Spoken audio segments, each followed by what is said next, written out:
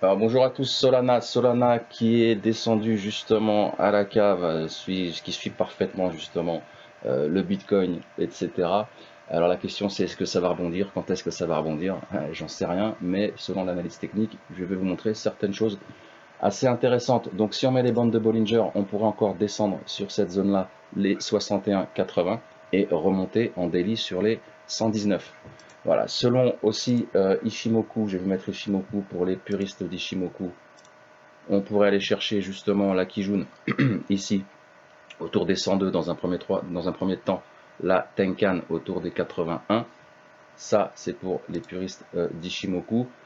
Pour les puristes des figures harmoniques comme moi, on a une figure harmonique ici, Nenstar, qui pourrait faire monter le marché beaucoup plus haut. D'accord, j'ai mis des targets 82, 87, 94, 111, 127, 148, 187. Ça paraît beaucoup, ça paraît ouf, mais en analyse technique, n'oubliez pas, charts never lie, les graphiques ne mentent jamais. On a une moyenne mobile exponentielle autour des 148 ici. Si ça se dégrade vraiment, on pourrait chercher les 51, les 39 et les 26 où on a un gap. On a aussi ce gap ici autour des 112 à surveiller. On pourrait faire un petit rebond pour ceux qui sont collés et qui sont dans le mauvais sens. Ça serait une porte de sortie. Voilà, faites attention, surveillez vos oscillateurs. L'analyse technique fonctionne très bien sur les cryptos. Donc soyez prudents, n'oubliez pas que trader comporte des risques.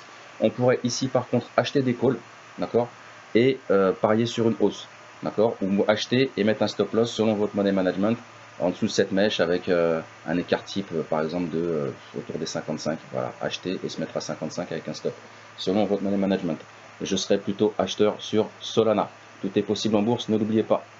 Voilà, c'était Lou Zurich, paka paka.